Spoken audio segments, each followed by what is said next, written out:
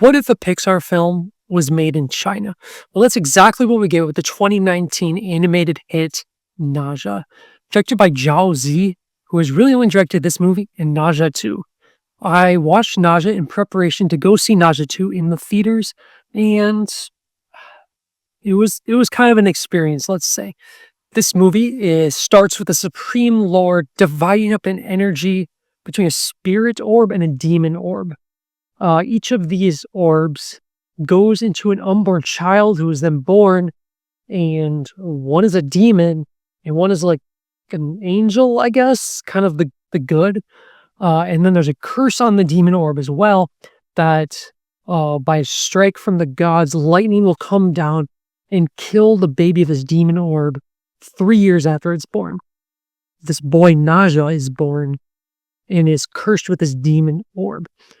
He's told that it's actually the spirit pearl, so he thinks he's going to go and be able to fight demons. But everyone in the village is afraid of him, doesn't like him. He's kind of a mean kid. He's just having a rough life, struggling to get along with his parents because he kind of also has super strength at the same time. So he likes playing shuttlecock, which is kind of like hacky sack, I guess. And she like goes flying and crashes into rocks and through walls and stuff.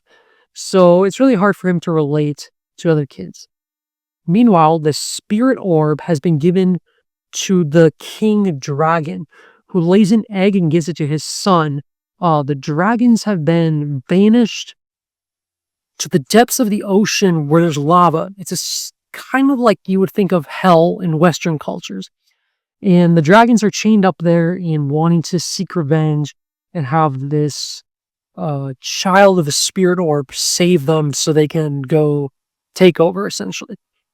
Kind of like a Pixar movie. The kid has, the big Pixar eyes. It's kind of the 3D animation. It looks like a Pixar movie and kind of goes through the story of this kid, people not liking him, and then, as you can assume, they kind of like him in the end. But it was just weird. So I unfortunately had to watch the English dubbed version. That was the only version I had access to, and it was a rough movie. The IMDb reviews and user ratings weren't too bad on this movie. I think around a 6. So I wasn't expecting anything too much, but this was an extremely hard watch for me.